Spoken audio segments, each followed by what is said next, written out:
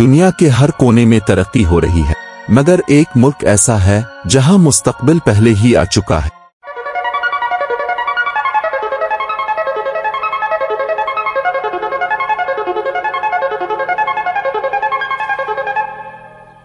जी हां, बात हो रही है जापान की।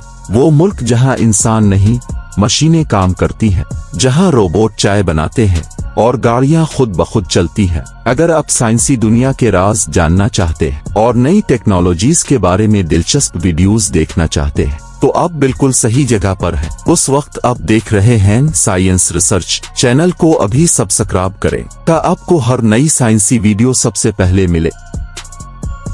जापान की फैक्ट्रियों में मजदूर नहीं, रोबोट्स दिन रात काम करते हैं। स्कूलों में रोबोट बच्चों को पढ़ाते हैं और घरों में एआई सिस्टम्स इंसानों की तरह सोचते हैं। यही वजह है कि लोग कहते हैं दुनिया टेक्नोलॉजी बनाती है, मगर जापान खुद टेक्नोलॉजी है। तो दोस्तों, अगर आपको ये वीडियो पसंद आए तो साइंस रिसर्च को सब्सक्राइब करें ताकि हम अब तक साइंस के अगले राज भी पहुंचाते रहें।